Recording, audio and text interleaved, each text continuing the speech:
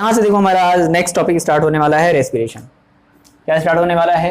आज हम लोग पढ़ेंगे रेस्पिरेशन के बारे में। अभी रेस्पिरेशन में देखो दोनों चीज़ें आ जाएंगी, सांस लेना और सांस निकालना ही केवल रेस्पिरेशन नहीं है, उसके अलावा भी उसके बहुत सारे फंक्शन हैं, जैसे फूड को डाइजेस्ट करना, फूड को बर्न करना, सेल में किस तरीके से हमारी ऑक्सीजन इंटर करती है, सेल से कैसे कार्बन डाइऑक्साइड बाहर निकलती है। तो ये सब सारी चीज़ें हम लोग कहाँ पढ़ने वाले हैं? रेस्पिरेशन के अंडर में पढ़ने वाले हैं, ठीक है ना। केवल ये नहीं है कि सांस लिया और छोड़ दिया, ज़िंदगी जी रहे हैं सांस ले करके, नहीं। तो वो जो हम लोग सांस ले रहे हैं वो पहले लंग्स में जा रही है, लंग्स से फिर होता हुआ फिर वो कैपिलरीज के थ्रू होता हुआ, वेंस के थ्रू होता हुआ फिर वो जा रही है सेल्स में। ऑक्सीजन, ठीक है। ऑक्सीजन अगर कोई पूछता है कि ऑक्सीजन कार्बन डाइऑक्साइड में हमारे बॉडी में कहाँ कन्वर्ट होता है, तो सेल्स में अंदर, सेल्स के अंदर कन्वर्ट होता है। वो का ऑक्सीजन से क्या बन जाता है? Carbon dioxide. फिर वो वापस आता है किसी दूसरे वेन से या किसी दूसरे कैपिलरीज के थ्रू, और फिर वो लंग से होता है, फिर हम उसको बाहर छोड़ देते हैं, ठीक है। चलो, तो देखो रेस्पिरेशन में सबसे पहला जो हमारा ये देखो बता रहा है कि we have discussed nutrition in the organisms in the last section, ठीक है, हमने बड़े अच्छे से पढ़ लिया है। The food material taken in during the process of nutrition is used in cell to provide energy for various life processes. Food energy मिली थी ना, लास्ट वाले सेक्शन में हमने क्या कर लिया था, हमें फूड से एनर्जी मिल गई थी। देखो, diverse organism do this in different ways. Some uses oxygen to break down glucose completely into carbon dioxide and water. अब देखो क्या है कि कुछ जो ये कह रहा है कि डाइवर्स मतलब अलग अलग ऑर्गेनिज्म अलग अलग तरीके से यूज करते हैं। तो देखो पहला जो तरीका ये बता रहा है कि some uses oxygen to break down glucose completely into carbon dioxide and water. कुछ ऐसे ऑर्गेनिज्म हैं जो क्या करते हैं, कंप्लीटली मतलब जो भी उनकी, जैसे उन्होंने कहा ना कि oxygen to break down the glucose completely into carbon dioxide and water. जैसे ग्लूकोज मिला था ना हमें, कार्बोहाइड्रेट से क्या मिला था? ग्लूकोज मिला था। तो अब इस ग्लूकोज भी तो ब्रेक डाउन होगा ना, तभी तो हमें एनर्जी मिलेगी। अब इसका ब्रेक डाउन कौन करेगा? ऑक्सीजन। बात समझना, हमें वहां से क्या मिल गया था? कार्बोहाइड्रेट से हमें क्या मिल गया था? सपोज करो हमें ग्लूकोज मिल गया था, तीन चीजें थी, कार्बोहाइड्रेट, प्रोटीन, फैट्स। सपोज करो हमने कार्बोहाइड्रेट से क्या मिला? हमें ग्लूकोज मिला। अब वो ग्लूकोज हमारे सेल में गया, तो सेल में जब जाएगा तो अब उस ग्लूकोज का फिर से ब्रेक डाउन होगा, तो वो कौन करेगा? ऑक्सीजन करेगा। हम ये जो ले रहे हैं ना, ऐसे लिए ना जो, तो वो गया सेल में, और पहले से जो वहाँ पर जो ग्लूकोज वगैरह थी उसका ब्रेक डाउन करेगा ये, तभी जाकर के एनर्जी हमें मिलेगी। देखो, तो break down completely into the carbon dioxide and water. Some other, ये तो पहली बात हो गई जो कि जैसा कि हम लोग जनरली करते हैं, है ना। और फिर देखो आगे क्या कह रहा है कि some other uses pathway that do not involve oxygen. कुछ ऐसे भी हैं जिनमें मतलब ग्लूकोज के ब्रेकडाउन में ऑक्सीजन इन्वॉल्व नहीं होता। ये क्या बता रहा है कि कुछ ऐसे भी ऑर्गेनिज्म हैं, सम यूज अदर पाथवे, कुछ अदर पाथवे वो यूज करते हैं, that do not involve oxygen, जो ऑक्सीजन को इन्वॉल्व नहीं करते। In all cases the first step is break down of the glucose a 6 carbon molecule. तो जो फर्स्ट स्टेप है, यानी कि जो पहले वाले जो टाइप के जो एनिमल हैं, जो ऑर्गेनिज्म हैं, वो क्या कर रहे हैं कि 6 कार्बन मॉलिक्यूल कह रहे हैं ना, the break down of the glucose a 6 carbon molecule. मतलब ग्लूकोज क्या है? 6 कार्बन मॉलिक्यूल है, C6H12O6। ग्लूकोज ये क्या है? ग्लूकोज है। तो ग्लूकोज क्या है? 6 कार्बन मॉलिक्यूल है ना। तो ये वही कह रहा है कि जो 6 कार्बन मॉलिक्यूल है into a 6 carbon molecule into a 3 carbon molecule called pyruvate. अब यहां से एक नया वर्ड आया, क्या आया? Pyruvate, PYRUVATE, pyruvate. तो क्या हुआ? ग्लूकोज को जो 6 कार्बन मॉलिक्यूल था, इसको हमने किस में ब्रेक कर दिया? 3 कार्बन मॉलिक्यूल्स में ब्रेक कर दिया। 3 कार्बन मॉलिक्यूल में ब्रेक कर दिया, जिसको हमने क्या कहा? इस 3 कार्बन मॉलिक्यूल को हमने क्या कहा? पाइरूवेट बोला, ठीक है। तो अब ये जो प्रोसेस है, this process takes place in the cytoplasm. ये प्रोसेस कहाँ हो रहा है? साइटोप्लाज्म में। बताए थे साइटोप्लाज्म के बारे में, याद है क्या बताए थे? क्या होता है साइटोप्लाज्म? हाँ, ऐसा मटेरियल जिससे हमारा स्पेशली सेल भी जिससे मिलकर के बना हुआ है। मतलब सेल के अंदर जो भी चीजें हैं वो हमारी सब किस में आएंगी? एक फ्लूइड लाइक, हाँ कह सकते हो एक तरीके से। तो उसी को हम लोग क्या बोल रहे हैं? साइटोप्लाज्म बोल रहे हैं। Further, the pyruvate may be converted into ethanol and carbon dioxide. क्या हुआ? ग्लूकोज था, कार्बोहाइड्रेट हमने खाया, वहां से ग्लूकोज मिल गया। अब ये ग्लूकोज कहाँ चला गया है, सेल के अंदर चला गया है। अब इस ग्लूकोज का ब्रेक डाउन होगा, तो ग्लूकोज कैसा है, कितने कार्बन मॉलिक्यूल है, 6 कार्बन मॉलिक्यूल है। फॉर्मूला याद रखना है, 6 कार्बन मॉलिक्यूल ऑक्सीजन से जब हेल्प करेगा, ब्रेक होगा, तो ये कितने कार्बन मॉलिक्यूल में ब्रेक हो जाएगा, 3 कार्बन मॉलिक्यूल्स में ब्रेक हो जाएगा। कुछ बनेगा, जो भी बने, तो उसका क्या नाम दे दिया गया, पाइरूवेट। नाम याद रखो, इसमें नाम बड़ी इंपॉर्टेंट चीज है। नाम, बच्चे बार बार नाम ही भूल जाते हैं, बाकी ऐसे नाम याद रखने के लिए बोल दो तो पता नहीं क्या क्या नाम याद रख लेंगे, नहीं। हाँ, तो ये नाम याद रखना है, क्या नाम याद रखना है, पाइरूवेट। ये जो 3 कार्बन मॉलिक्यूल है, इसको हम लोग क्या बोलते हैं, पाइरूवेट। अब ये जो पाइरूवेट है, ये फर्दर ब्रेक डाउन होगा, किसमें, further this process takes place in cytoplasm, further the pyruvate may be converted into ethanol and carbon dioxide। किसमें कन्वर्ट हो जाएगा, देखो हमने क्या कहा कि ये जो 3 कार्बन मॉलिक्यूल है, इसको हमने बोल दिया पाइरूवेट। क्या है स्पेलिंग, PYRUVATE, पाइरूवेट है ये। अब ये जो पाइरूवेट है, ये किसमें ब्रेक हो जाएगा, एल्कोहल, और एल्कोहल नहीं, ठीक, हाँ वही वाला कह सकते हो, एल्कोहल और प्लस, एल्कोहल प्लस CO2। और एल्कोहल में भी कौन सा एल्कोहल, देखो क्या बोल रहा है, एथेनॉल, मतलब एथिल एल्कोहल। एथेनॉल को क्या बोलते हैं, एथिल एल्कोहल। कौन सा एल्कोहल, एथिल एल्कोहल। और ये तुम एथिल एल्कोहल के बारे में, एथिल एल्कोहल के बारे में भी पढ़ोगे, हैं। एथिल एल्कोहल ही शराब होती है, पीने वाला। दो तो देखो, 2 होते हैं, एक होता है मेथिल अल्कोहल, एक होता है एथिल अल्कोहल। जो पीने वाला होता है उसको बोलते हैं एथिल अल्कोहल। मेथिल अल्कोहल नहीं पी सकते, मेथिल अल्कोहल पियोगे तो ऊपर वो जहर होती है। हाँ, वो है, हाँ मिलेगा, किसको देना है, वो जहर होती है, ठीक है, वो जहर होती है। बात समझ आ रही है। हाँ, मेथिल अल्कोहल को एथिल अल्कोहल में कन्वर्ट कर सकते हैं। ये सब पूरा का पूरा भी एक चैप्टर आएगा, चैप्टर नंबर 6 शायद। हाँ, कार्बन कंपाउंड्स वाला जो है ना चैप्टर, एक चैप्टर तुम्हारा कार्बन कंपाउंड है ना, तो वो पूरा का पूरा एक चैप्टर है, उसमें हम लोग पढ़ेंगे एथिल अल्कोहल, मेथिल अल्कोहल के बारे में। हाँ, तो कार्बन एंड्स कंपाउंड, तो वो पूरा एक चैप्टर पढ़ेंगे, मजा आएगा। एथिल अल्कोहल खूब शराब की बात करेंगे, ठीक, पूरा का पूरा क्लास एकदम शराब से भर जाएगा। देखो, तो एथिल अल्कोहल है, कौन सा अल्कोहल है, एल्कोहल, एथिल अल्कोहल और प्लस CO2, ये 2 चीजों में टूट जाता है। क्या क्या टूट रहा है, पाइरूवेट। किसमें टूटा, एथिल अल्कोहल, इसका फॉर्मूला होता है C2H5OH। देखो, जिसमें OH लगे होते हैं ना, उसको अल्कोहल बोलते हैं। जहां भी किसी फॉर्मूले में अगर देखो OH है, क्या है, OH, तो समझ लो क्या है, अल्कोहल। OH होना चाहिए साथ में, OH तभी होगा, केवल H नहीं, OH साथ में, ठीक। चलो आगे देखते हैं। फिलहाल में एक रेडी कर रहे हैं, रीड करके एक छोटी सी अंडरस्टैंडिंग कर रहे हैं, बाकी नोट्स तो फिर अभी पता है लिखवाएंगे ही लिखवाएंगे। देखो, तो further the pyruvate may be converted into alcohol and carbon dioxide. This process takes place in yeast during fermentation.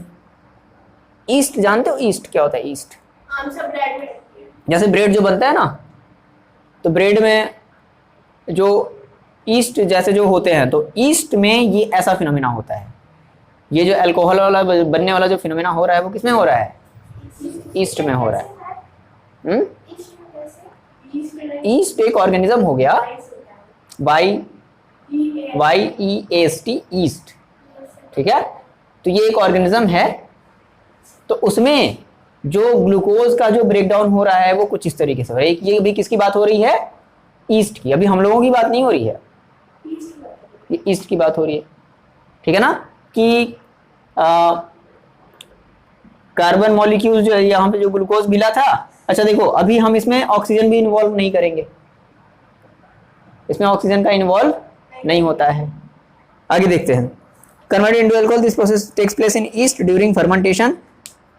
This process takes place in the absence, देखो बोल भी दिया, ये जो ईस्ट है ना, ये इस ग्लूकोज को किसमें फाइनली कन्वर्ट कर दिया, अल्कोहल में और CO2 में। कैसे, इस तरीके से, पाइरूवेट से बना, ये सब सारी चीजें। तो इसमें ऑक्सीजन का अब्सेंस होता है। अब्सेंस मतलब समझते हो, अनुपस्थिति। अनुपस्थिति मतलब समझते हो, वो नहीं है। जैसे क्लास में तुम लोग नहीं आए, तो तुम लोग हमने बोल दिया वो प्रेजेंट नहीं है। तो इस प्रोसेस में कहीं भी जो ईस्ट है वो ऑक्सीजन को नहीं लेता, तो इसको बोलते हैं एनारोबिक, एक होता है एरोबिक जिसमें मतलब ऑक्सीजन लिया जाए, एयर लिया जाए, एरोबिक। एरोबिक नहीं कर देना, एरोबिक, ठीक। और एक होता है एनएरोबिक, मतलब जिसमें ऑक्सीजन प्रेजेंस नहीं हो, अब्सेंस ऑफ ऑक्सीजन सिंपल से कह सकते हैं, बिल्कुल। और प्रेजेंस ऑफ ऑक्सीजन कहेंगे एरोबिक। तो ईस्ट जिस तरीके से एनर्जी ऑब्टेंड कर रहा है, ये जो बना रहा है, ये कैसा प्रोसेस है? एनारोबिक प्रोसेस है ना। आगे देखो लिखा है takes place in the absence of oxygen, it is called anaerobic, है ना। ANAREOBIC, बात समझ में आ गई। तो इसको हम लोग कौन सा रेस्पिरेशन कहेंगे? एनारोबिक प्रोसेस, सॉरी रेस्पिरेशन कहेंगे। Break down of pyruvate using oxygen. अब नेक्स्ट की बात करते हैं। एनसीईआरटी देखो ऐसे ही है, एक लाइन खत्म नहीं हुआ कि दूसरा कॉन्सेप्ट स्टार्ट हो गया। ये बात हो गई ईस्ट की। ईस्ट क्या करते हैं? कोई भी ऑक्सीजन का यूज नहीं करते। अब आगे आ जाओ। अब मान लो अगर इसी पायरुवेट का अगर ब्रेक डाउन किसके हेल्प से होगा? ऑक्सीजन के हेल्प से होगा। तो क्या कहेंगे? देखो आगे लिखा है कि pyruvate using oxygen takes place in the mitochondria. This process break up the 3 carbon pyruvate molecule to give 3 molecule of carbon dioxide. तो ये तो बात हुई किसकी? ईस्ट की, कि पायरुवेट ब्रेक होकर के अल्कोहल और कार्बन डाइऑक्साइड देखो बन गया। देखो पायरुवेट क्या है? 3 कार्बन मॉलिक्यूल है ना। तो एथिल अल्कोहल का मतलब कितने कार्बन? 2 कार्बन। 2 कार्बन बना, 2 कार्बन यहाँ और 1 कार्बन यहाँ, हो गया ना 3 कार्बन। 1 कार्बन 2 कार्बन, टोटल मिलाकर के कितने कार्बन? पायरुवेट कितने कार्बन का होता है? 3 ही कार्बन का होता है, तो बन गया 3 कार्बन। अब हम बात कर रहे हैं किसकी? एरोबिक की बात कर रहे हैं कि क्या हो जब हम लोग ऑक्सीजन ले लें। तो देखो इन केस ऑफ, ये वही देखो बता रहा है, process breaks up 3 carbon pyruvate molecule to give 3 molecule of carbon dioxide, the other product is water. मतलब अगर ऑक्सीजन की हेल्प से अगर इसको अगर हम ब्रेक डाउन करेंगे तो ये किस में ब्रेक डाउन हो जाएगा? 3, मतलब कार्बन डाइऑक्साइड तो बनाएगा लेकिन कितने मॉलिक्यूल बनाएंगे उसके? 3 मॉलिक्यूल बन जाएगा कार्बन डाइऑक्साइड का। आगे देखो 3 molecule of carbon dioxide, the other product is water. और साथ में क्या बन जाएगा? वाटर बनेगा। The other product is water since this process takes place in the presence of oxygen। यानी कि ऑक्सीजन की प्रेजेंस में हमारी जो पायरुवेट है वो किस में ब्रेक डाउन हो जा रही है? 3 मॉलिक्यूल ऑफ कार्बन डाइऑक्साइड बना दे रहा है और साथ में वाटर भी बना रहा है। तो this is called aerobic respiration. The release of energy in this aerobic process is a lot greater then in the anaerobic process. और साथ में क्या निकलेगी? H2O मिला और साथ में क्या निकलेगी? एनर्जी। और ये जो एनर्जी है वो इसके कंपैरिजन में बहुत ज़्यादा है। कहने का मतलब ऐसे समझो, देखो समरी समझो। क्या हुआ? जो ऑर्गेनिज्म है इस ग्लूकोज को 2 तरीके से यूज करेंगे। एक ऐसे ऑर्गेनिज्म होंगे जो पहले इस ग्लूकोज को 3 कार्बन मॉलिक्यूल में कन्वर्ट करेंगे, जिसको हम लोग बोलते हैं पायरुवेट। क्या बोलते हैं? पायरुवेट। अब पायरुवेट अगर कुछ ऐसे ऑर्गेनिज्म जिन्होंने ऑक्सीजन का हेल्प नहीं लिया, तो विदाउट हेल्प ऑफ ऑक्सीजन, यानी कि कह सकते हो कि in absence of oxygen they make alcohol and carbon dioxide, ये बना लिया। लेकिन अब अगर हम बात कर ले अपनी बात कर लेते हैं, अपने ह्यूमन में आ जाते हैं, एनिमल्स में आ जाते हैं। तो अब वहां पर देखो क्या होगा? ये 6 जो कार्बन मॉलिक्यूल है, फिर ठीक है, ये हमारा पायरुवेट में हमारा क्या होगा? कन्वर्ट होगा, पायरुवेट में कन्वर्ट होगा। अब ये जो पायरुवेट है किसके प्रेजेंस में? O2 के प्रेजेंस में किस में कन्वर्ट हो जाएगा? 3 मॉलिक्यूल ऑफ CO2 बनाएगा और क्या बनाएगा? H2O बनाएगा और साथ में क्या रिलीज करेगा? एनर्जी भी रिलीज करेगा। किसके प्रेजेंस में? In presence of oxygen. तो इस प्रोसेस को हम लोग बोलेंगे एरोबिक रेस्पिरेशन। और ये जो ईस्ट जिस तरीके का ये जो रेस्पिरेशन कर रहा है, इसके वाले रेस्पिरेशन को बोलेंगे, क्या बोला जाएगा? Anaerobic respiration. ठीक। अब यहाँ पर देखो नीचे चार्ट भी दिया गया। फिलहाल पहले थोड़ा सा और समझ लेते हैं। Sometimes when there is a lack of oxygen in our muscle cell, another pathway for the breakdown of pyruvate is taken. Here the pyruvate is converted into lactic acid which is also a 3 carbon molecule. This build up lactic acid in our muscles during sudden activity causes cramps. अब यहां से तुम लोगों को समझ में आएगा कि जैसे मान लो अचानक से कोई बाल्टी उठा लिए भारी सी, या मान लो 2 दिन तक जिम कर लिए, जम करके पहले ही दिन गए खूब जम करके जिम कर लिया, तो दूसरे दिन जब उठते हो सुबह सुबह तो क्या हाल होगा? बहुत तेज दर्द होगा। रीजन क्या हुआ? रीजन ये हुआ कि पाइरुवेट जो था, ठीक है, देखो नॉर्मल, अभी जब हम लोग नॉर्मल कंडीशन में होते हैं तो जितने पाइरुवेट्स, मतलब जो भी हमारा पाइरुवेट जो कन्वर्ट होता है एनर्जी में, वो सफिशिएंट अमाउंट ऑफ एनर्जी में कन्वर्ट हो जाता है। लेकिन जैसे ही तुमने एक्स्ट्रा वर्क करना स्टार्ट किया, डंबल उठाना स्टार्ट कर दिया, तो अब क्या होगा?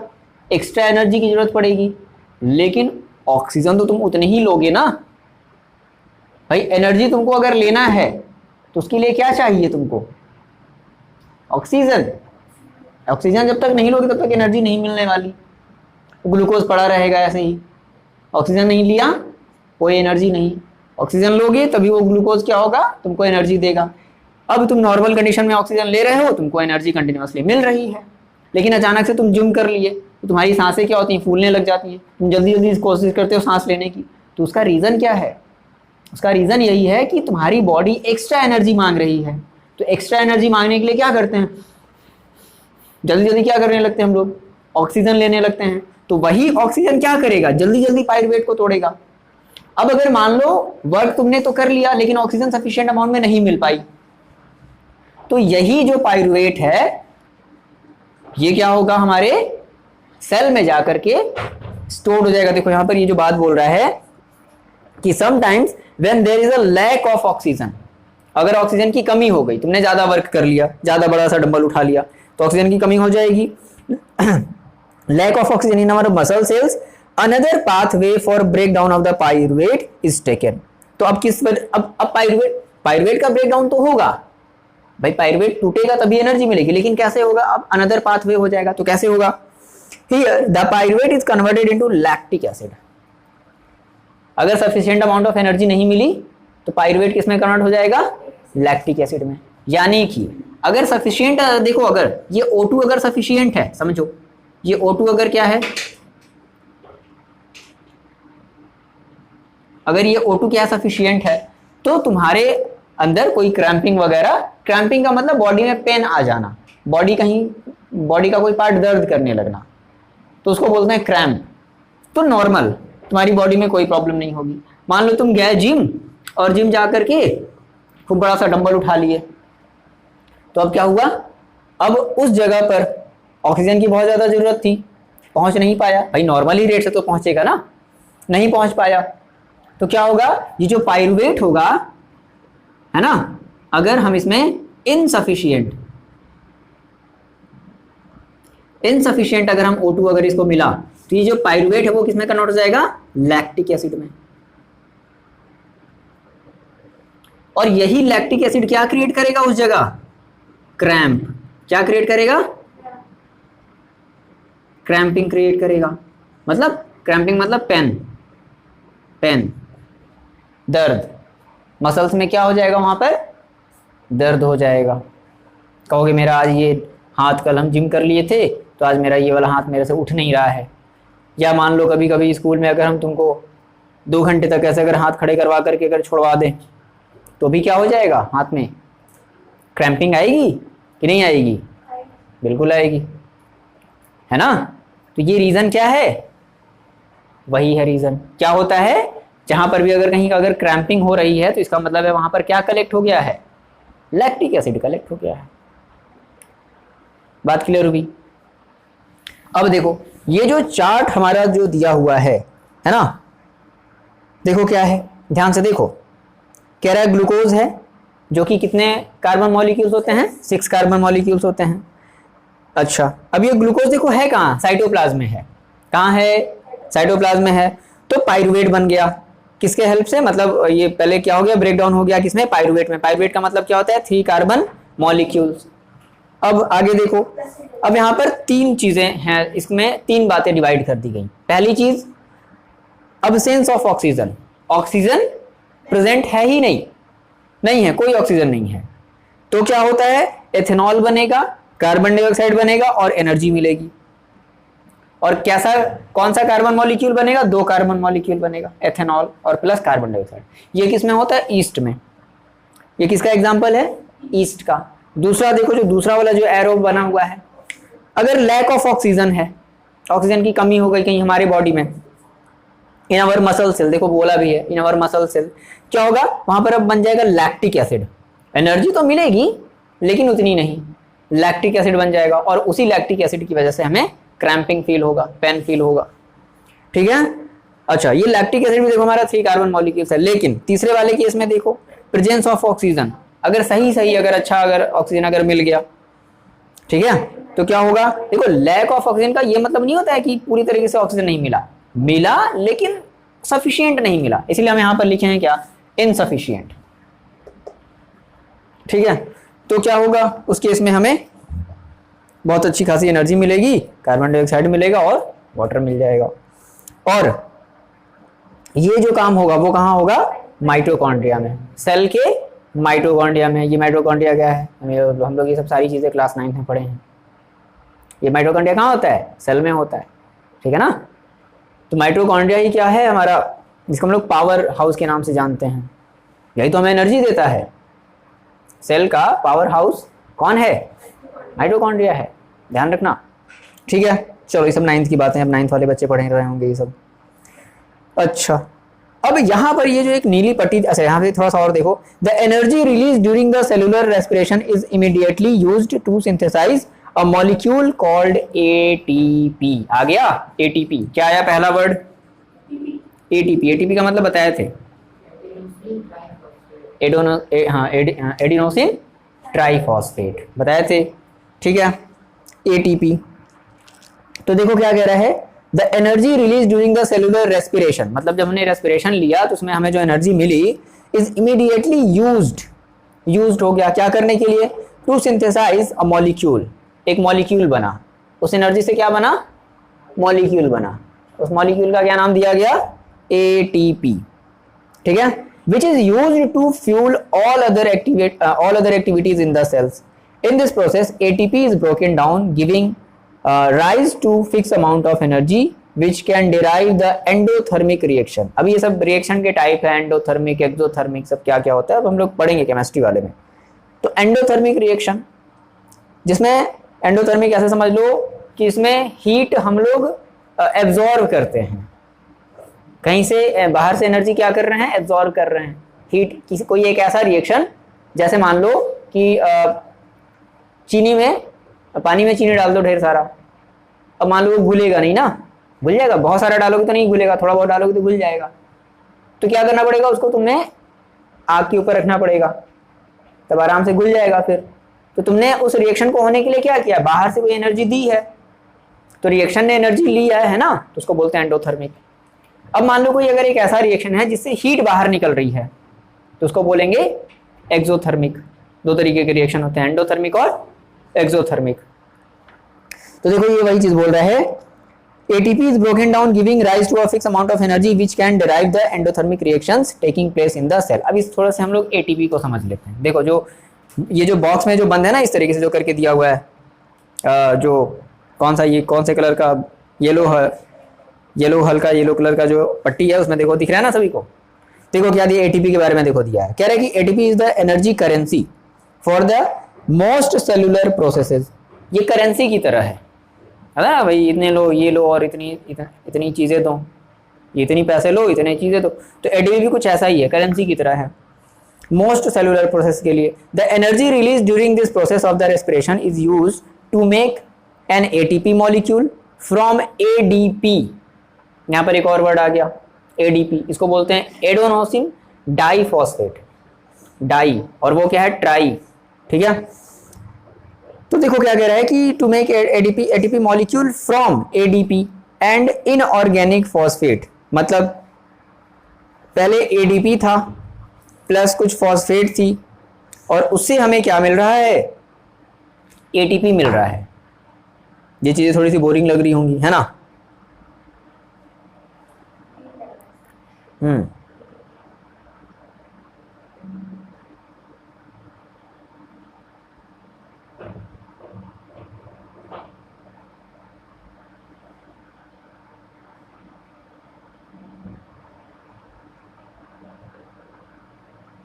देखो एक शॉर्ट में ऐसे समझ लो,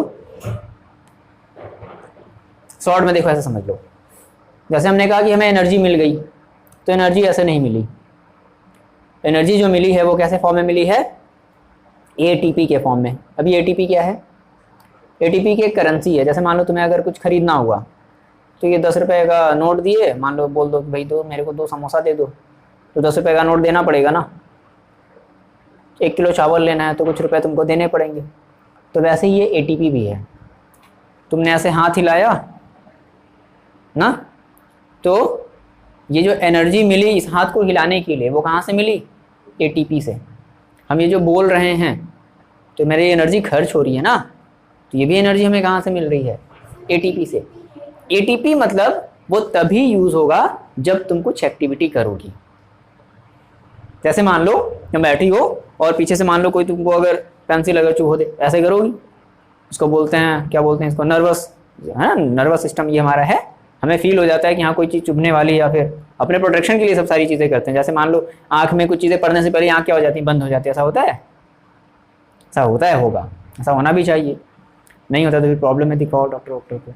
नर्वस सिस्टम थोड़ा सा ढीला है फिर तुम लोगों का, तो ऐसा होना चाहिए कि अगर कुछ पढ़ने वाला है तो पहले आँख बंद हो जाता है ना। या फिर मान लो अगर कुछ पढ़ ही गया तो आँख से आंसू आ जाते हैं। क्यों? ताकि वो चीज़ निकल जाए बाहर। तो ये बॉडी का प्रॉपर फंक्शन है, ये नॉर्मल फंक्शन है, इसमें कोई प्रॉब्लम नहीं है। तो हम क्या कह रहे हैं? एटीपी जो है ना वो एनर्जी करेंसी की तरह है। अभी हम खड़े हैं तो खड़े होने में भी क्या हो हमें लग रही है? एनर्जी लग रही है। तो ये एनर्जी कहाँ से मिल रही है? एटीपी से। तो एटीपी क्या हो गया? कोई भी अगर तुम एक्टिविटी करते हो तो उस एक्टिविटी को करने के लिए एटीपी वहाँ से क्या होगा? उस मसल्स को मतलब जो मूव करा रहे हो या कुछ भी अगर कर रहे हो तो उस मसल्स को मूव कराने के लिए, सारी चीज़ें करने के लिए एटीपी ही रिस्पॉन्सिबल है। वो उतनी ही एनर्जी देगा जितनी तुम अपनी मसल्स को क्या कर रहे हो? मूव करा रहे हो। धीरे बोल रहे हो तो उतने ही अमाउंट में एटीपी क्या करेगा? एनर्जी को एक्सचेंज करेगा कि अच्छा ये धीरे बोल रहा है तो इसको कम एनर्जी चाहिए। ज़्यादा तेज बोलने लगे तो और ज़्यादा अमाउंट में, मतलब ये सारा का ये देखो, ये जो स्टार्टिंग में जो वर्ड लिखा है ना, ATP is the energy currency for most cellular process. Energy currency का मतलब क्या समझते हो? कि जो चीज़ तुमको रिक्वायरमेंट होती पैसे दे करके खरीदते हो, सेम वही चीज़ अप्लाई कर लो अपने बॉडी में। जो भी चीज़ें हम कर रहे हैं, क्या कितना बोल रहे हैं, ये सब कौन डिसाइड कर रहा है? एटीपी। कितनी एनर्जी इसको चाहिए बोलने के लिए, क्या चाहिए क्या नहीं चाहिए, सब सारी चीज़ें एटीपी डिसाइड कर रही हैं। ठीक है ना। ये देखो यहाँ से एक, जैसे देखो एक एग्जांपल के थ्रू देखो बताया भी है कि endothermic process in the cell then use this ATP to derive the reactions when the terminal phosphate linkage in ATP is broken using water. The energy equivalent to 30.5 kilojoule पर मोल। ये सब थोड़ा सा मोल कॉन्सेप्ट है, 9th में थोड़ा बहुत पढ़े होगे अगर मोल कॉन्सेप्ट के बारे में, अगर तुम लोगों ने पढ़ा है तो। थिंक ऑफ, जैसे ऐसे समझो, देखो एक और एग्जांपल के थ्रू जैसे बता रहा है कि think of how a battery can provide energy from many different kinds of uses. It can be used to obtain mechanical energy, light energy, electrical energy and so on. Similarly, ATP can be used in the cell for contraction of muscles. Contraction of muscles मतलब क्या है? जैसे ये हाथ है, हाथ कैसे मोड़ रहे हो, तो इसमें भी तो एनर्जी खर्च हो रही है, हो रही कि नहीं हो रही है? मान लो कोई बहुत ज़्यादा बीमार आदमी है, उसको बोलो अगर ऐसे हाथ बहुत तेज से बांधने के लिए, बांध पाएगा? वो नहीं बांध पाएगा, क्योंकि इसके पास उतनी एनर्जी है नहीं। ठीक है ना। तो कॉन्ट्रैक्शन ऑफ मसल्स हो गया, प्रोटीन का जो सिंथेसिस होगा, conduction of nerves impulses and many other activities. तो ये जितनी भी हम लोग एक्टिविटीज़ कर रहे हैं, ये सब सारा का सारा इस एक्टिविटीज़ को रिलीज जो हमारी हो रही है, इस एक्टिविटी में क्या खर्च हो रही है? एनर्जी। तो ये इस एनर्जी का कैलकुलेशन कौन कर रहा है? एटीपी। मतलब ये सारी की सारी चीज़ें हमारे जो है एटीपी, मतलब इस तरीके से कह लो कि एटीपी इन सब सारी चीज़ों को करने के लिए तुम्हें एनर्जी प्रोवाइड कर रही है। बस सिंपल सी बात, बहुत ज़्यादा इसमें कुछ सोचने वाली बात नहीं है।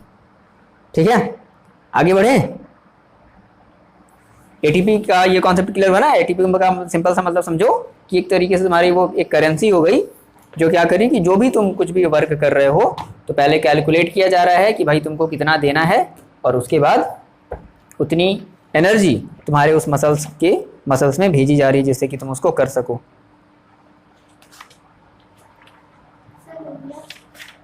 देखो क्या हो गया है?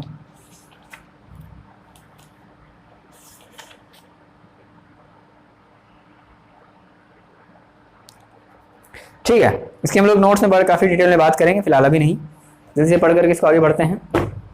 नोट्स में इसके हम काफ़ी सारी चीज़ें बता देंगे। अच्छा देखो,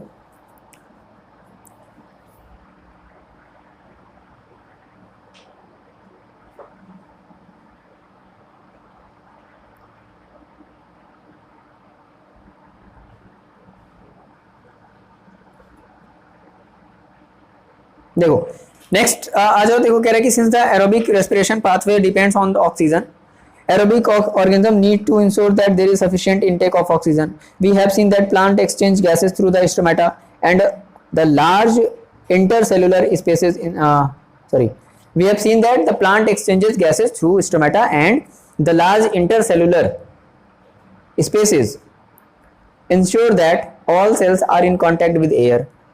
Carbon dioxide and oxygen are exchanged by diffusion here. देखो ये क्या कह रहा है ना, कि हमने ये देखा कि भाई अगर एरोबिक अगर जो रेस्पिरेशन है तो वो जनरली किस पर डिपेंड कर रहा है, वो किस पर डिपेंड कर रहा है, ऑक्सीजन पर डिपेंड कर रहा है।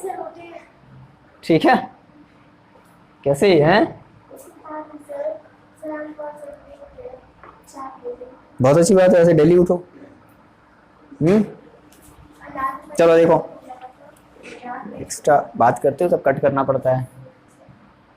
सुनो क्या हुआ, देखो कह रहा है कि since the aerobic respiration pathway depend on oxygen. सही बात है, एरोबिक रेस्पिरेशन किस पर डिपेंड करता है, ऑक्सीजन पर। ऑक्सीजन, एरोबिक का मतलब ही क्या हुआ, presence of oxygen. Aerobic organisms need to ensure that there is sufficient intake of, और ये भी इंश्योर होना पड़ेगा कि भाई जो तुम काम कर रहे हो उसके लिए सफिशिएंट अमाउंट ऑफ ऑक्सीजन चाहिए ही चाहिए। नहीं होगी, नहीं अगर दोगे सफिशिएंट ऑक्सीजन तो क्या हो जाएगी, क्रैम्पिंग हो जाएगी, दर्द हो जाएगा, लैक्टिक एसिड कलेक्ट हो जाएगा पायरुवेट की जगह। तो क्या होगा, we have seen that plant exchange gases through stomata. हमने ये भी देख लिया है कि प्लांट कैसे अपने एक्सचेंज करते हैं गैसेज को, स्टोमेटा के थ्रू एक्सचेंज करते हैं, कार्बन डाइऑक्साइड बाहर अंदर लेते हैं, ऑक्सीजन को बाहर निकालते हैं। The large intercellular spaces ensure that all cells are in contact with air. Carbon dioxide and oxygen are exchange by diffusion here, they can go into cells. अब देखो यहाँ पर अब बात हो रही है कि जब कार्बन डाइऑक्साइड हमारे सेल में आया वो किस में कन्वर्ट हो गया, जब ऑक्सीजन हमारे सेल में आया, लंग्स में पहले आया, लंग्स से होता हुआ फिर वो बॉडी के हर एक सेल में पहुंच रहा है। तो जब बॉडी के हर एक सेल में पहुंचा, आखिर वो पहुंच कैसे रहा है, ऑक्सीजन बाहर है अभी सेल के, कार्बन डाइऑक्साइड सेल में है, तो आखिर ये हो कैसे रहा है। तो ये जो प्रोसेस हो रहा है इसको बोल रहे हैं डिफ्यूजन। अबे नेक्स्ट वाले पेज पर आ जाओ, सेल और away from the end of out into the air. The direction of diffusion depends upon the environmental condition and requirements of the plant. तो यहाँ पर देखो प्लांट की पहले बात कर रहा है डिफ्यूजन। डिफ्यूजन का मतलब देखो क्या होता है कि किसी भी चीज़ का मिक्स हो जाना। जैसे मान लो हमने कहा कि मान लो हमारे पास एक कंटेनर है, डिफ्यूजन का थोड़ा सा मतलब समझ लो।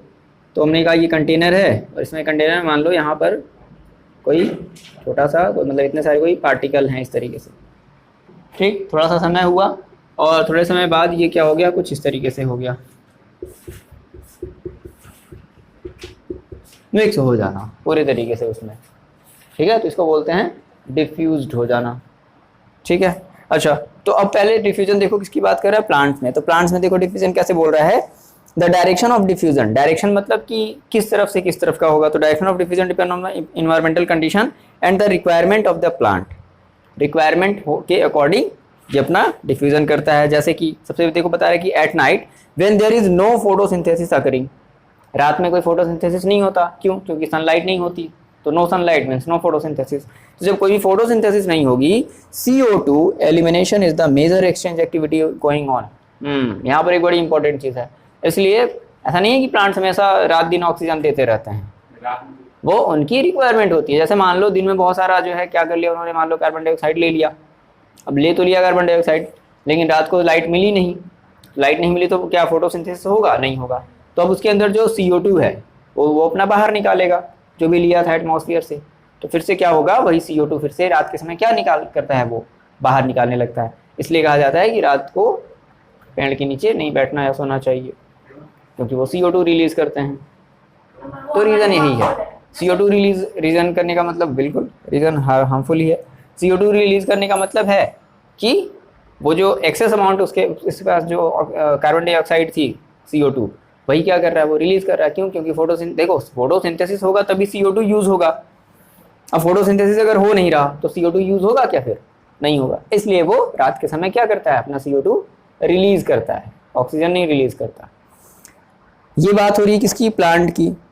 तो वही कह रहा है कि CO2 is the elimination is the major exchange activity going on during the day. ठीक है, sorry, during the day CO2 generated during respirational is used for the food. वही देखो बता रहा है, दिन के समय CO2 यूज हो जाता है ना, उसके फूड को बनाने में वो CO2 हेल्प करता है, used up for the photosynthesis, hence there is no CO2 release. दिन के समय कोई CO2 रिलीज नहीं होता, क्योंकि सन निकल गया, उसको रोशनी मिलने लगी, लाइट मिलने लगी, और इसकी वजह से वो अपना फूड बनाने लगा with the help of photosynthesis process. ठीक, तो CO2 क्या होगा, वो यूज करेगा।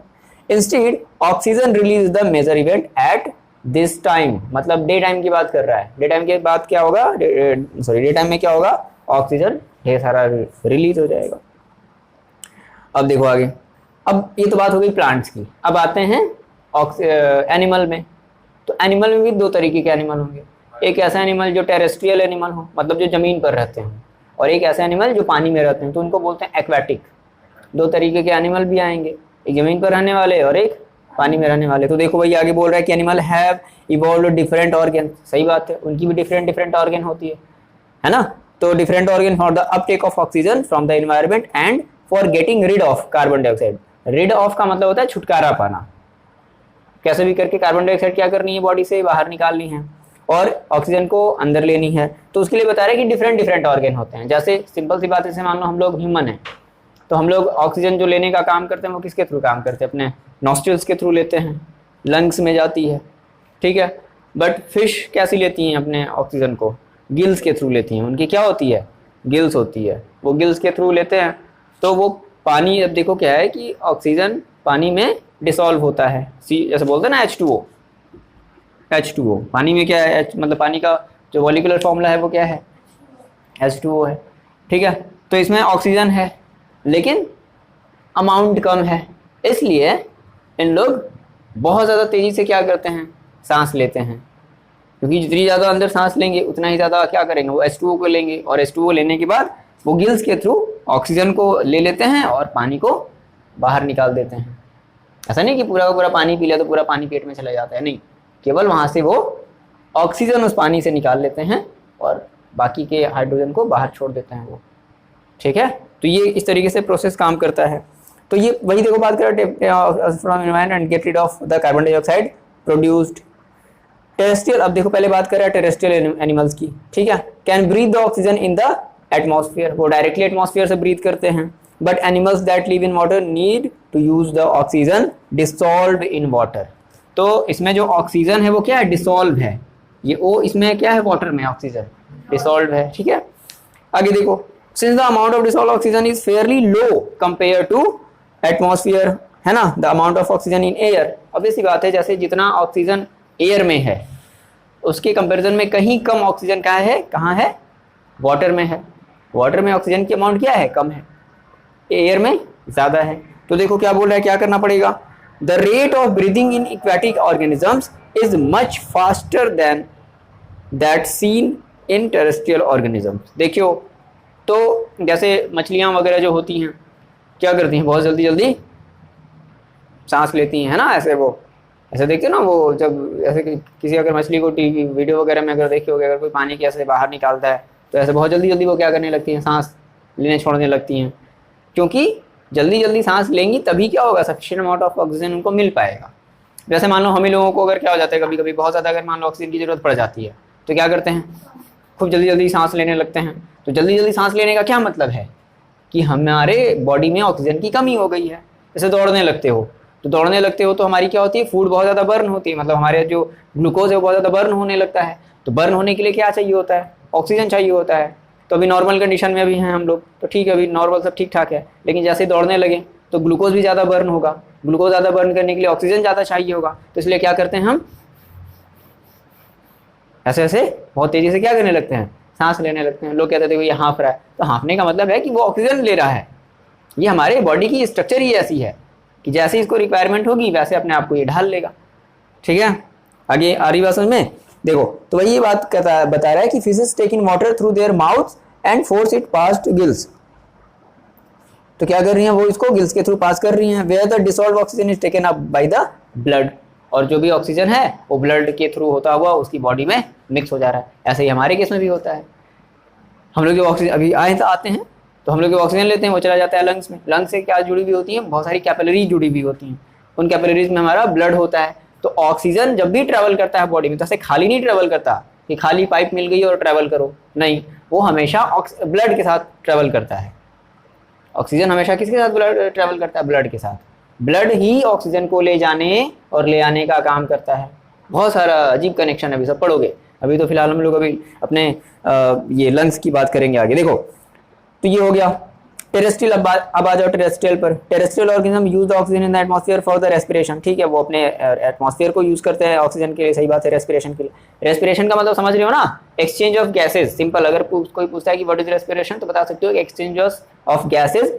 कैसे कैसे एक्सचेंज होता है, तो हम लोग कार्बन डाइऑक्साइड क्या कर रहे हैं, बाहर निकाल रहे हैं और ऑक्सीजन ले रहे हैं, तो इसी को हम लोग क्या बोल रहे हैं, एक्सचेंज हो रहा है ना। ठीक है, तो इसी को बोलते हैं रेस्पिरेशन। और कभी कभी इसी को हम लोग क्या बोलते हैं, रेस्पिरेशन बोल दिया या ब्रीदिंग बोल दिया, दोनों एक ही चीज़ है, ब्रीदिंग या रेस्पिरेशन। ठीक है, देखो तो ठीक है, ये अपने एटमॉस्फेयर को यूज करते हैं रेस्पिरेशन के लिए। This oxygen is absorbed by different organ in the different animal. अब ये अलग अलग एनिमल की बात बता रहा है। All these organ have a structure that increases the surface area which in contact with the oxygen rich atmosphere. Since the exchange of oxygen and carbon dioxide has take place across this surface is very fine and delicate. In order to protect this surface, it usually placed within the body, so there have been passes that will take air to this area. In addition, there is mechanism for moving the air in and out of this area where the oxygen is absorbed. अब क्या बता रहा है ना कि ये एक हर animal में अलग अलग अपने मतलब अलग अलग जो हैं फंक्शन हैं। तो जनरली हर एक फंक्शन में क्या होता है कि जो ऑक्सीजन है वो उस ऑर्गन के थ्रू क्या किया जाता है, एब्जॉर्ब किया जाता है। जैसे मान लो कभी देखो भी, अगर जैसे मान लो जब हम सांस अगर ले रहे हैं तो क्या होती है, हमारी जो चेस्ट है वो फूल जाती है। तो क्या होता है ना, अभी हम लोग उसके पढ़ेंगे अंदर, उसके अंदर होते हैं एल्वेली होते हैं, है ना, मतलब बलून की तरह होते हैं, छोटे छोटे बलून की तरह होते हैं। तो जाकर के उन्हीं एल्वेली में ऑक्सीजन एंटर करती है। तो जैसे बलून फूलता है ना, वैसे वो एल्वेली भी क्या हो जाते हैं, फूल जाते हैं। फिर जब रिलीज करते हैं ऑक्सीजन को तो वो एल्वेली भी क्या हो जाते हैं, चिपक जाते हैं। ठीक है, बहुत सारे बहुत सारा अमाउंट में क्या होता है, एल्वेली होता है, छोटा छोटा छोटा छोटा ऐसे ऐसे ऐसे ऐसे ऐसे ऐसे ऐसे ऐसे ऐसे। इन्हीं सब में जाकर के क्या होते हैं, ऑक्सीजन स्टोर्ड होते हैं। और फिर यहीं से ढेर सारी कैपिलरीज लगी हुई होती है। उन कैपिलरीज में क्या फ्लो होता है, ब्लड फ्लो होता है। ठीक है, तो ऐसी कैपिलरीज में हमारे ऑक्सीजनेटेड ब्लड होते हैं, है ना। ऑक्सीजन एक तो देखो हमारा एक ऐसा कैपिलरीज होगा जिसमें ब्लड फ्लो होगा, तो उस ब्लड में कैसा क्या कौन सी गैस होगी, ऑक्सीजन गैस। उसके बाद रिटर्न भी तो आना है, ऑक्सीजन यूज हो गया, यूज होकर के क्या बन गया, कार्बन डाइऑक्साइड। तो अब कार्बन डाइऑक्साइड भी लाने का कौन काम कराएगा, ब्लड ही कराएगा। ले जाने का काम भी कौन करा रहा है, ब्लड। ले आने का काम भी कौन करा रहा है, ब्लड ही करा रहा है। उसको बोलते हैं डीऑक्सीजनेटेड ब्लड, डीऑक्सीजनेटेड ब्लड। सब पढ़ेंगे अभी इसमें, इसी वाले टॉपिक में, रेस्पिरेशन वाले में। बात समझ में आ रही है तो आगे समझो। देखो तो ये वही बता रहा है, डिफरेंट जो हमारे एनिमल हैं, तो वही कह रहा है कि this surface is very fine and delicate. In order to protect this surface it is usually placed within our body. और ये काफी ज्यादा सॉफ्ट होता है, तो इस वजह से क्या, इसको कहाँ रखा जाता है, रिब के अंदर रख दिया जाता है। ये क्या है, पोर्शन पूरा रिब वाला पोर्शन है। इधर पीछे से भी मतलब ये पूरा आगे वाला पोर्शन, और इसके बीच में हमारा यहाँ पर क्या है, कहीं लंग्स है। ठीक है, यहाँ पर कहीं हार्ट है ना। बात समझ में आ रही ना। तो ये सब काफी ज्यादा डेलिकेटेड है, सॉफ्ट होते हैं, कहीं चोट वोट ना लग जाए, तो इस वजह से ये रिब है जो प्रोटेक्ट करता है बोन जो है। ठीक है ना, बहुत सारे ऐसे यहाँ पर बोन्स होते हैं। तो वही देखो ये कह रहा है। चलो अब आगे आते हैं इन ह्यूमन। अब बात करते हैं ह्यूमन की, अपनी बात करते हैं। Air is taken into the body through the nostrils. सबसे पहले हम लोग एयर कैसे लेते हैं, नॉस्ट्रिल्स के थ्रू। नॉस्ट्रिल में सर ये जो नाक की जो नली है, इसको हम लोग क्या बोल रहे हैं, नॉस्ट्रिल्स बोल रहे हैं। The air passing through the nostril is filtered by the fine hair. सही बात है, नाक में क्या होता है, देखो नाक में बहुत सारे बाल होते हैं, तो उसको क्या बोल रहे हैं, फाइन हेयर बोल रहे हैं। क्यों, रीजन है उसका। अब कुछ लोग क्या करते हैं, जबरदस्ती उसको खींच के नोच देते हैं, स्पेशली लड़कियां, नाक में बाल कैसे आ गया, खींच के निकालो। नहीं, वो गलत चीज़ है। क्यों, मान लो तुम अगर जो भी ऑक्सीजन इनटेक कर रहे हो, तो वो ऑक्सीजन में बहुत सारे क्या है, डस्ट पार्टिकल हैं। तो ये जो फाइन हेयर हैं वो क्या करते हैं, उस डस्ट पार्टिकल को रोकने का काम करते हैं। बात समझ में आ रही है। फिर मान लो अगर ऐसा भी नहीं रुकता है तो एक और चीज होती है नाक में जिसको बोलते हैं म्यूकस, गीली गीली चीजें होती है होती है ना, ये सभी के नाकों में होती है, वो जरूरी है रहना, नहीं रहेगा ना हमेशा बीमार पड़ जाओगे। क्यों? क्योंकि जो भी डस्ट पार्टिकल है, जो भी हार्मफुल बैक्टीरिया हैं, वो क्या होती हैं, इस म्यूकस में जाकर के चिपक जाती हैं, और बाकी की जो एयर है वो नॉस्ट्रिल्स के थ्रू होता हुआ हमारे कहाँ चली जाती है, लंग्स में चली जाती है। तो ये जरूरी चीज है, ठीक है। आगे देखो वही चीज, देखो ये बता रहा है द पासेज इज ऑल्सो, देखो आपके देखो बोला भी है कि the air passes through the nostrils is filtered by fine hair, है ना, that line the passage is also lined with mucus. Mucus मतलब वही चिपचिपी चीज जो होती है, जिसको तुम लोग जो भी बोल लो, which help in this process, जो इस प्रोसेस में, रेस्पिरेशन के प्रोसेस में क्या करता है, हेल्प करता है। ये क्या करता है, हार्मफुल बैक्टीरिया को, डस्ट पार्टिकल को रोकने का काम करता है, ठीक है। From here the air passes through the throat. अब ये कहाँ चली गई, सर्दी में एकदम डस्ट पार्टिकल ज्यादा होगा।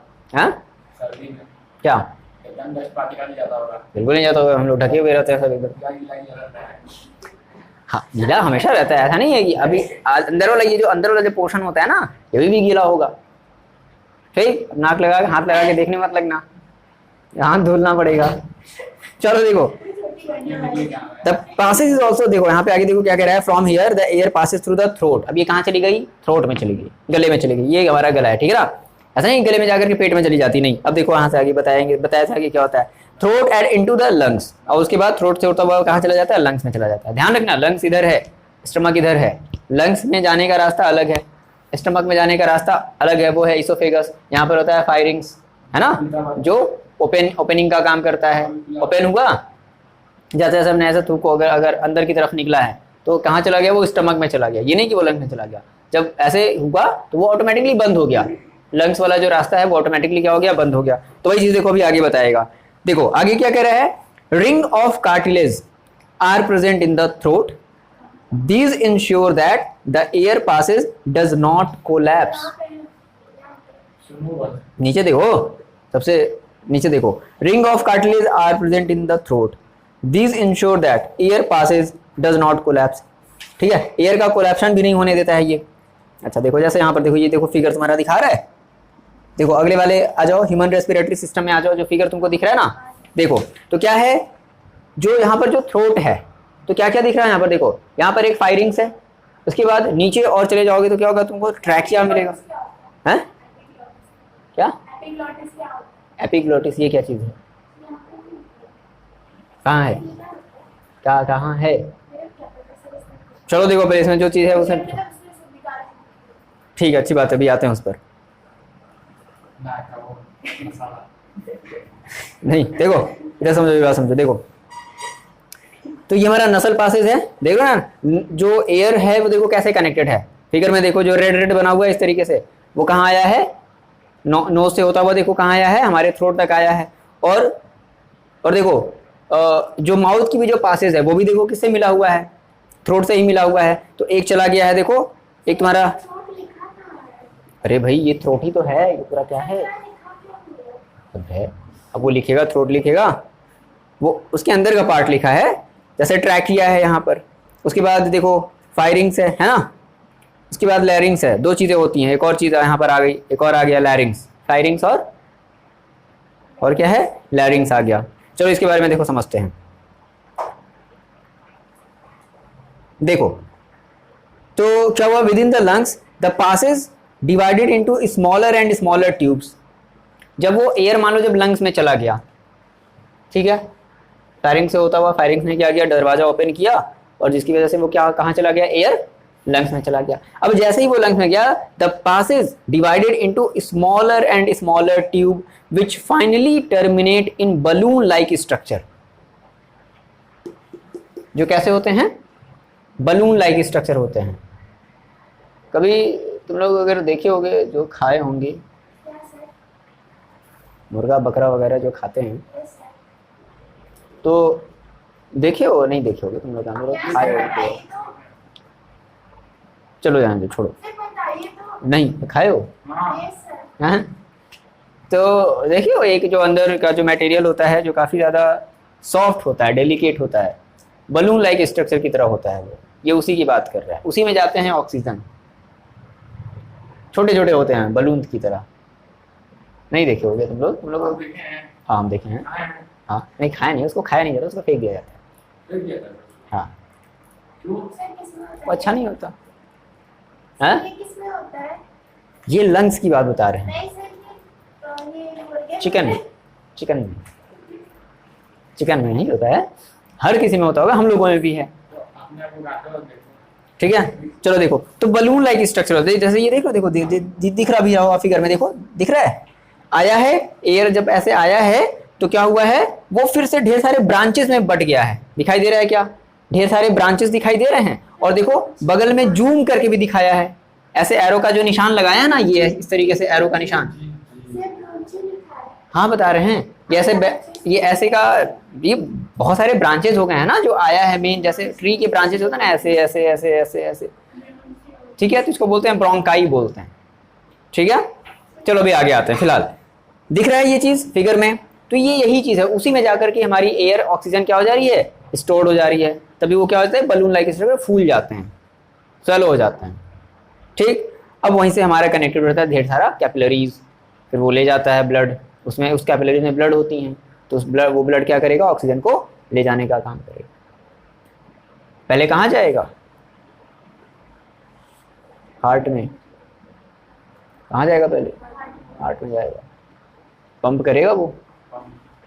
ठीक, हार्ट यही तो कर रहा है, कंटिन्यूअसली हार्ट क्या कर रहा है, ब्लड को पंप कर रहा है, और उसी ब्लड में क्या है, ऑक्सीजन है।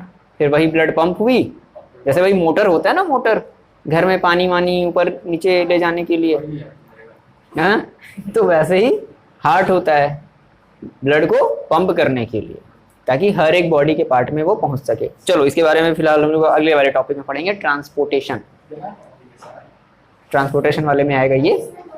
ठीक है आगे देखो, तो देखो क्या हुआ आगे, देखो यहाँ पर जो लिखा है ना, tubes which finally terminate in balloon like structure which is called alveoli, ALVEOLI, यही है ना, OELY है, आई है सॉरी।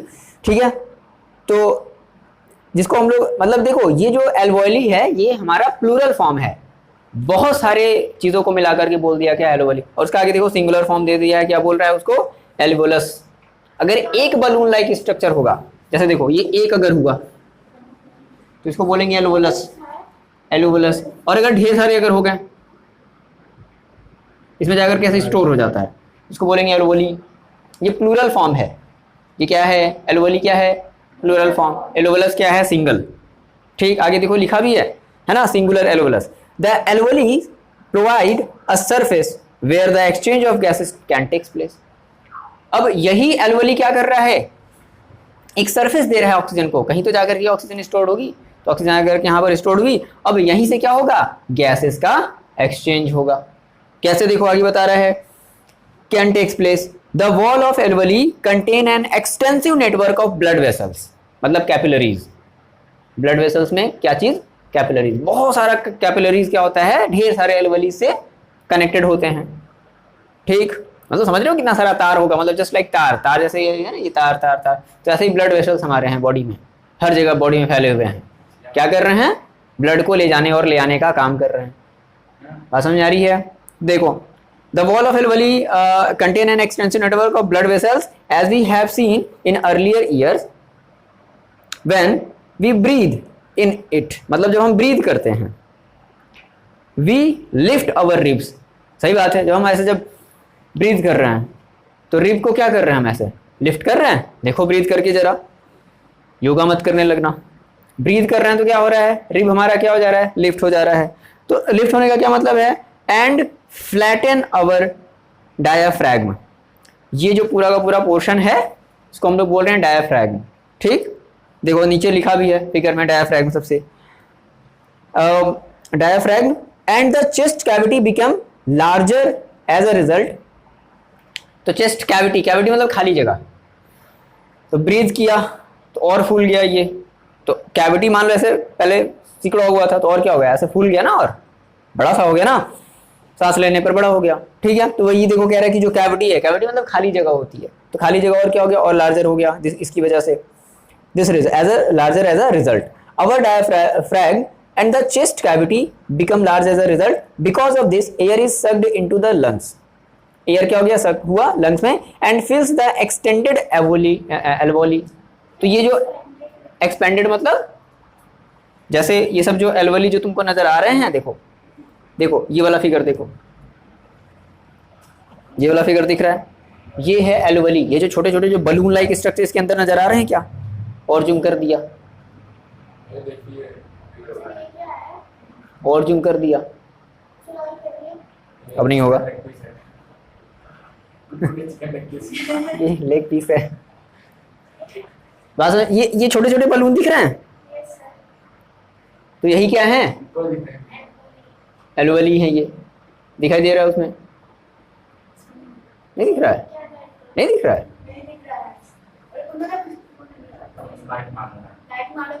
अच्छा अच्छा चलो ठीक, वही जो भी हो, तो बलून लाइक स्ट्रक्चर नजर आ रहा है ना, इसी को बोल रहे हैं एल्वोली, और इसी में जाकर के क्या हो रही है, हमारी ऑक्सीजन स्टोर्ड हो जा रही है। बात समझ में आई? ये जूम करके दिखाया हम, और जूम करके दिखा दिए तुम लोगों को, ठीक। अब निकाल करके मत देख लेना अपने बॉडी का कि नहीं नहीं सर हम जो है प्रैक्टिकल ही देख लें। चाकू लो, 20 ऐसे चीरा लगाओ, एक ऐसे इधर करो, एक ऐसे इधर करो, निकल जाएगा। है? नहीं, डिटॉल है वो, डिटॉल है, पी मत जाना। चलो देखो, तो क्या हो गया, अब आगे देखो, when we breathe the ठीक है, यहाँ तक हो गया। because of this air is sucked into the lungs filled and expanded alveoli, the blood brings carbon dioxide from the rest of the body। भाई पहले से कार्बन डाइऑक्साइड भी तो बनी ही रहेगी, और वो कार्बन डाइऑक्साइड भी लाने का काम कौन करेगा, ब्लड। एक बात हमेशा ध्यान रखो, ब्लड एक ऐसी सब्सटेंस हमारी बॉडी में, इसी की वजह से कार्बन डाइऑक्साइड इनटेक आउटटेक होती है, मतलब बाहर निकलती है बॉडी के, और ऑक्सीजन बॉडी के हर एक पार्ट में जाती है। ब्लड ही ले जाने और ले आने का काम करता है। अगर ब्लड नहीं रहेगा तो, और ब्लड में ऐसी कौन सी चीज होती है जो ऑक्सीजन को ले जाने का काम करती है, आरबीसी, उसको बोलते हैं red blood cell. Red blood cell ही ले जाने, जैसे दो तरीके के ब्लड होते हैं, आरबीसी और डब्ल्यूबीसी। मेरी बात सुन लो, अभी आगे भी आएगा टॉपिक, बट थोड़ा सा समझ लो। दो तरीके के ब्लड होते हैं, आरबीसी डब्ल्यूबीसी। आरबीसी में एक सब्सटेंस होता है जिसको बोलते हैं हीमोग्लोबिन। कभी कभी जाते हो ना डॉक्टर के पास, बोलता है तुम्हारे पे हीमोग्लोबिन की कमी हो गई है। तो हीमोग्लोबिन की कमी हो गई मतलब अब जो तुम्हारा ब्लड है वो ऑक्सीजन को ले जाने का काम नहीं करेगा। तो ये बड़ी प्रॉब्लम वाली बात होती है। लोग घर वाले बड़े जो है शॉक्ड में हो जाते हैं कि अरे मेरे बचवा का हीमोग्लोबिन कम हो गया है, कैसे होगा। तो हाँ, जो भी कह लो, तो डॉक्टर उसी को बढ़ाने का क्या करता है, फिर दवा देता है, क्योंकि ये बड़ी खराब चीज़ है। ऑब्वियसली बात है, मान लो अगर हीमोग्लोबिन की कमी हो गई ब्लड में, रेड, तो हीमोग्लोबिन हमेशा किसमें होता है, रेड ब्लड सेल में होता है, डब्ल्यूबीसी में नहीं होता, आरबीसी में होता है। अगर वही कम हो गया और उसी की वजह से तुम्हारा ब्लड जो है ऑक्सीजन को कैरी करने का काम कर रहा है, जब वही कम हो गया तो कैरी करने का काम करेगा, नहीं करेगा। सिंपल सी बात है। तो टेंशन वाली बात तो है ही है। आ रही बात समझ में ना?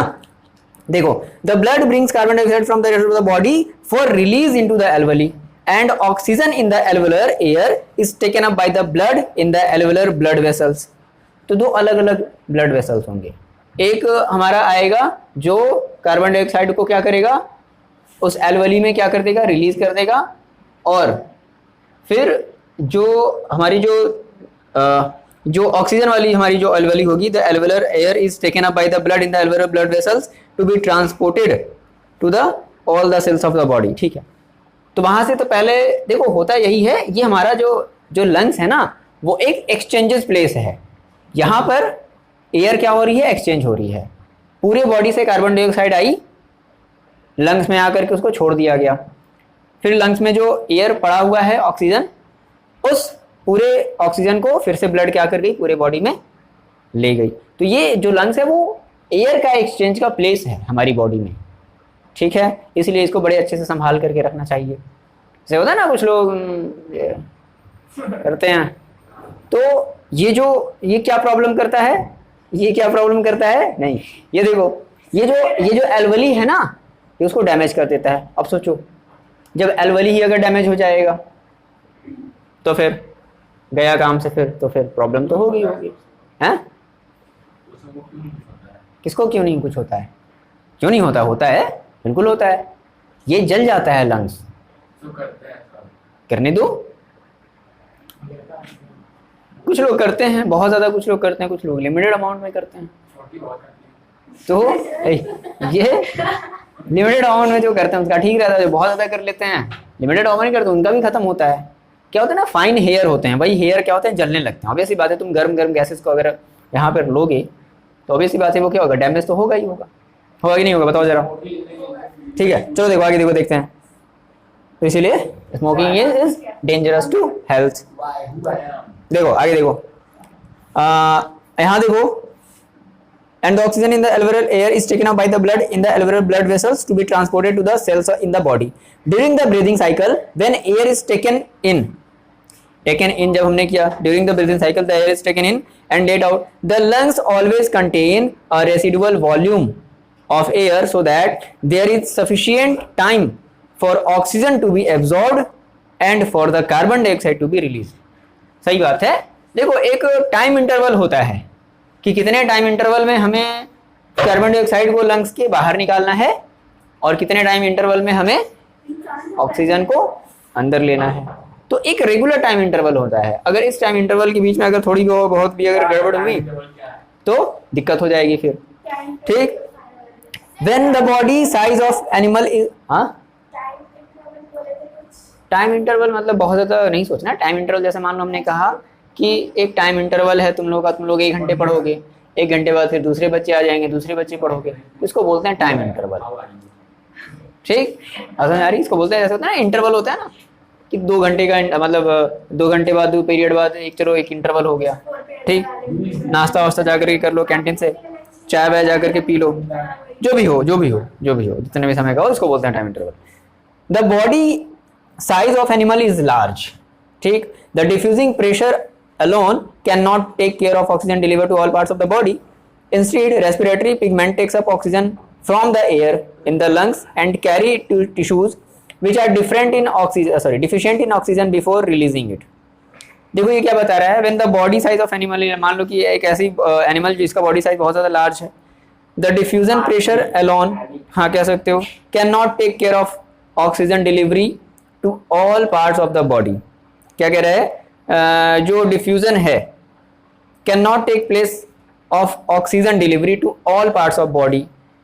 Instead respiratory pigments take up oxygen from the air in lungs and carry it to tissues which are deficient in oxygen before releasing it. अच्छा, ये देखो बड़ी एक अजीब चीज बता रहा है कि अगर केवल मान लो, ये देखो क्या बताना चाहता है ना, यहाँ से यहाँ तक ये बता रहा है कि मान लो अगर भाई ह्यूमन बॉडी या एनिमल बॉडी, कोई भी अगर एनिमल ले लो, ह्यूमन की बॉडी ले तो ये भी काफ़ी ज़्यादा लार्ज ही है, बड़ी ही है। तो अगर ऑक्सीजन पूरी बॉडी में अगर पहुँचाना है तो नॉर्मल प्रोसेस से वो नहीं पहुँच सकती है। हाँ, अगर मान लो ब्लड नहीं हो बॉडी में, एक बात की बात कह रहे हैं, ऐसा नहीं होना चाहिए, तो उसको पहुंचने में बहुत समय लग जाएगा।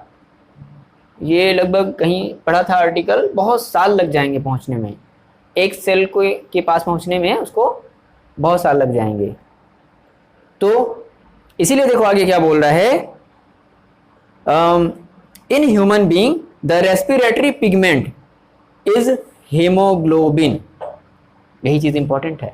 The respiratory pigment is hemoglobin which has very high affinity to oxygen. Affinity मतलब होता है आकर्षण। तो ह्यूमन के ब्लड में क्या है, हीमोग्लोबिन है। तो अब ये हीमोग्लोबिन क्या करता है, एफिनिटी टू ऑक्सीजन, मतलब ये ऑक्सीजन को बड़े जल्दी अपनी तरफ क्या करता है, ये अट्रैक्ट करता है। और अब ऐसी बात है, जब अट्रैक्ट करेगा तो ऑक्सीजन बहुत जल्दी से क्या हो जाएगा, ब्लड में मिक्स हो जाएगा, और ब्लड तो हमारा फ्लो हो ही सकता है ना। ये बात समझो ध्यान से। ये जो हीमोग्लोबिन है इसकी क्या टेंडेंसी है, इसकी टेंडेंसी है ऑक्सीजन को अट्रैक्ट करने की। इसीलिए कहा जाता है कि अगर हीमोग्लोबिन कम है तो बहुत प्रॉब्लम है, क्योंकि फिर बॉडी के हर एक पार्ट्स में ऑक्सीजन पहुंच ही नहीं पाएगा। पहुंच पाएगा क्या? मान लो सपोज करते हैं कि चलो 2 kg तुमको जरूरत है पूरे बॉडी के लिए ऑक्सीजन को। कितना होता है सर? अब इतना एग्जैक्टली मेरे को नहीं पता, फिर भी अप्रॉक्स है, पता नहीं, ये तो डॉक्टर से पूछना पड़ेगा, जो MBBS किया होगा उसे, उसको पकड़ो और पूछो, और हम किसे पूछें। सुनो मेरी बात, हमने कहा कि मान लो डेली, मान लो अगर एक इंसान है जो मान लो कि 1 घंटे में मान लो 1 kg ऑक्सीजन अगर ले रहा है, तो ऑक्सीजन को ले आने का काम कौन कर रहा है? ब्लड कर रहा है। और ब्लड में क्या है? हीमोग्लोबिन है। वो हीमोग्लोबिन क्या कर रहा है? बड़े अच्छे से 1 kg ऑक्सीजन को 1 घंटे में अट्रैक्ट कर रहा है और बॉडी के पूरे पार्ट में पहुंचाने का काम कर रहा है। अब मान लो हीमोग्लोबिन ही कम हो गया, तो जितना 1 घंटे में जा रहा था, क्या उतना ही अब ऑक्सीजन 1 घंटे में भी जाएगा? अब बिल्कुल नहीं जाएगा, क्योंकि हीमोग्लोबिन की अमाउंट कम हो गई। तो कम हो गई तो ऑक्सीजन को भी क्या करेगा? कम अट्रैक्ट करेगा। तो कम अट्रैक्ट करेगा तो कम ही पहुंचेगा ना, तो प्रॉब्लम आएगी बॉडी में, बीमार पड़ जाएंगे। होगा ना ऐसा? बीमारी में क्या होता है? यही तो होता है, खाने पीने का मन नहीं करता है, मतलब कि हमारे जो सेल्स हैं वो अच्छे से काम नहीं कर रहे होते हैं, यही रीज़न हो जाता है ना। सेल जब तक अच्छे से काम करेगा तब तक हम सेफ रहेंगे, स्वस्थ रहेंगे, अच्छा बर्न कर रहा है, अच्छा उसको ऑक्सीजन मिल रहा है, अच्छे सारी चीज़ें हो रही हैं। तो वही देखो ये बता रहा है, ध्यान रखना, in human being the respiratory pigment is haemoglobin which has a high affinity for oxygen. This pigment is present in red blood corpuscles. ये कहाँ होते हैं? रेड ब्लड कॉर्पस्कल्स में होते हैं, मतलब रेड ब्लड हो। 2 तरीके के हमारे बॉडी में ब्लड होते हैं। पहला कौन सा? RBC, WBC, ठीक है। Carbon dioxide is more soluble in water than oxygen. अब देखो जो कार्बन डाइऑक्साइड है वो क्या है? मोर सॉल्युबल है वाटर में than oxygen, is and hence is mostly transported in is the dissolved form in our body. तो कार्बन डाइऑक्साइड जब भी ट्रांसपोर्ट होती है वो कैसे फॉर्म में ट्रांसपोर्ट होती है? डिसॉल्व्ड फॉर्म में ट्रांसपोर्ट होती है। पहले कार्बन डाइऑक्साइड मिक्स्ड हो जाएगी ब्लड के साथ, अब वो आएगी कहाँ? लंग्स में। उसके बाद वहाँ पे, बात समझ में आ रही है? हाँ, पंप होगा उसका, ठीक है। अभी हम लोग पंपिंग वाले में आएंगे। अब यहाँ देखो साइड में देखो क्या दे रहा है। हाँ देखो यहाँ पे लिखा भी है, डू यू नो। साइड में देखो बगल में, do you know smoking kills, ठीक, वही देखो लिखा है, smoking is injurious to health. Side में देखो, राइट साइड देखो, सॉरी लेफ्ट साइड देखो, इसके में दिया होगा, देखो सुनो ध्यान से। कह रहा है कि smoking is injurious to health, lung cancer is one of the common causes of death in the world, ठीक है।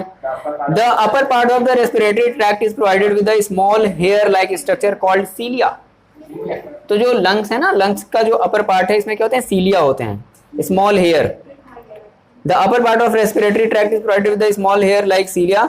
These cilia help to remove germs, dust and other harmful particles from the inhaled air. ये cilia क्या कर रहे हैं? जो भी dust particle मान लो somehow अगर आ भी गए हैं तो वो उनको रिमूव करने का काम कर रहा है, अलग करने का काम कर रहा है। गैस तो कहाँ जाता है? मुंह से, नाक से? वही जाएगा, ये तुम्हारा होता हुआ ये लंग्स में ही जाएगा, बिल्कुल जाएगा। जो भी हम गैसेस इनटेक आउटेक कर रहे हैं वो सब कहाँ जा रही है? नाक से निकलता है। ओहो देखो कनेक्शन तो है ना, नाक और मुंह का कनेक्शन एक ही तो फिगर तो तुम देखे नहीं हो। नाक और मुंह कनेक्शन का एक जगह आकर के मिल रहा है। हाँ, जब जुकाम कम होता है, खांसते वास्ते हो, क्या होता है? क्या होता है? हाँ, तो नाक का मटेरियल यहाँ सब जानते हो फिर भी जो पूछ रहे हो, तो कनेक्टेड है ये दोनों। मजा क्या आएगा? वो खराब चीज है, निकल गई। पीता कौन? उसको बाहर से दिया, पीता कौन है कदे? है तो वो गैस कहाँ है? मटेरियल, जो भी सॉलिड मटेरियल है वो कहाँ जाएगा? लंग्स में कहाँ जाएगा? देख, स्टमक में जाएगा। जो गैस मटेरियल है वो केवल कहाँ जाएगा? लंग्स में जाएगा। ऑटोमेटिकली जब भी तुम किसी मटेरियल को खा रहे हो ना तो ये बंद हो जाता है। जैसे अगर मान लो अगर थूक भी अगर तुम निकले, पानी भी अगर मान लो पी रहे हो, गटाक से ऐसे पानी पिया, तो जैसे ही यहाँ पर गया ना ये तुरंत बंद हो गया। ये ऐसे लगा दिया पाइप, इधर जाना, नो एंट्री, नो अलाउड, सीधे जाओ इधर, तुमको इधर जाना है, समझ रहे हो? फिर जब सांस ऐसे लिए तो वो कहाँ ऑटोमेटिकली वो वहीं पर जा रहा है, वो खुल गया, सांस लिए खुल गया, वो पानी कट के बंद हो गया, जाने ही नहीं देगा। ये नेचुरल प्रोसेस है, ये ऐसा बनाया गया है नेचर के थ्रू।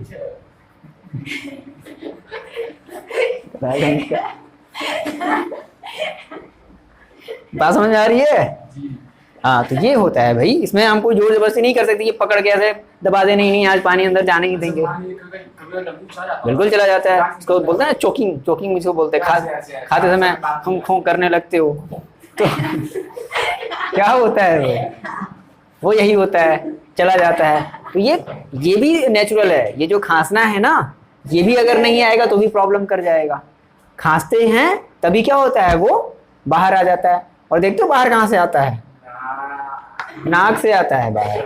समहाउ मान लो अगर कुछ चावल के दाने अगर चले भी जाते हैं तो देखिए वो कहाँ से आता है। पूरा गला अजीब, हाँ, अजीब लगता है। बात समझ आ रही है? तो ऑब्वियस बात, देख तो कनेक्शन देख रहे हो कैसे है, गले का और ये नाक का जो मुंह का जो और ये जो नाक का जो कनेक्शन है वो एक जगह जाकर के मिला हुआ है। तो जब चोकिंग आती है तो जब तुम बहुत तेजी से जब खांसते हो तो एयर निकला ना लंग से तुम्हारे तो यहाँ से ऐसे होता हुआ वो नाक से बाहर निकल जाता है। ये चीजें नेचुरल है, ठीक है, इसमें कोई शर्म वाली बात नहीं है कि नहीं सर मेरे साथ तो ऐसा नहीं हुआ था, हम तो ऐसे हुए नहीं है। तो अगर ह्यूमन हो तो ये सब सारी बातें नेचुरल है, हो सकती है। हाँ, नहीं हो रहा है तो फिर प्रॉब्लम हो है, दिखाओ कहीं रोबोट वोबोट तो नहीं हो हैं। तो ये चीजें नेचुरल हैं, ठीक। आगे देखो, आगे बढ़ते हैं। तो ये वही बात बता रहा है क्या होना चाहिए। तो हीमोग्लोबिन जो है वही हमारे बॉडी में ब्लड ले जाने और ले आने का बड़े ही सिंपल तरीके से और बड़े ही सफिशिएंट टाइम में। कितना होना चाहिए सर? 4 से 6 ये इतना मेरे को एग्जैक्ट डाटा नहीं पता है। 11 जो है और 4 आ जान 6 तक कम होता है। हाँ, उसकी काउंटिंग होती है, नंबरिंग होती है, नंबरिंग हीमोग्लोबिन की नंबरिंग होती है ना, कि कितने नंबर में अमाउंट में होने चाहिए। पर जैसे 13 के बीच में ऐसे जैसे किसी का अगर रिपोर्ट अगर देखो, अगर हीमोग्लोबिन वाला, हम तो आज तक मेरा कभी ऐसा बना नहीं या किसी और का देखे नहीं। हाँ, तो देखो इसमें नंबरिंग होगा और पर वो वॉल्यूम करके होगा कि कितने में कितना है और कितने में कितना होना चाहिए, कितने में कितना है, तो है इसलिए प्रॉब्लम है या नहीं है। तो ये सब सारी चीजें होती हैं। चलो आगे देखो, कार्बोनिक रिमूवल सॉल्युबल। हाँ, क्या हुआ? हाँ बताओ। हाँ, तो देखो उसमें दिया होगा, उसमें सब लिखा होगा कि इतना है, इतने में इतना है, तो तुम्हारा नॉर्मल है या नहीं है, हैं? हाँ, चलो देखो आगे बढ़े। आ जाइए, तो खत्म तो ही हो गया। देखो डू यू नो, देखो यहाँ पर देखो क्या लिखा है, डू यू नो। हाँ देखो यहाँ पर लिखा है if the alveolar surface was spread out.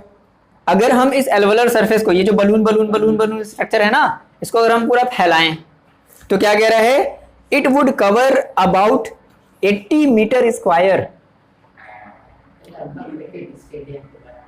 समझ रहे हो 80 मीटर स्क्वायर कितना होगा?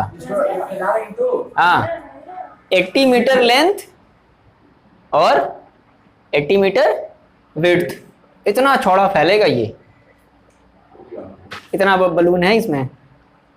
बलून के लिए रोते रोते रहते हो तुम लोग, बलून चाहिए बलून चाहिए। हाँ भाई देखो दिया है, डू यू नो, देखो यहाँ पर दिया फैक्ट करके, it would cover about 80 meter square. How much do you think the surface area of the your body? Consider how efficient exchange of gases become because of large surface available for the exchange to take place. If diffusion were to move oxygen in our body, देखो देखो दिया भी है, ध्यान से देखो।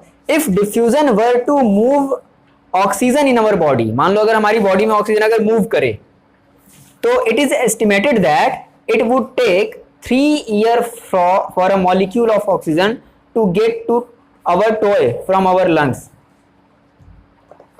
ये कह रहा है ना कि अगर ऑक्सीजन हमारी बॉडी में अगर मूव करेगा तो लंग्स से लेकर के टॉ तक, मतलब जो पैर का जो है, पैर का जो अंगूठा है, नाखून है, वहां तक जाने में कितना साल लगा देगा?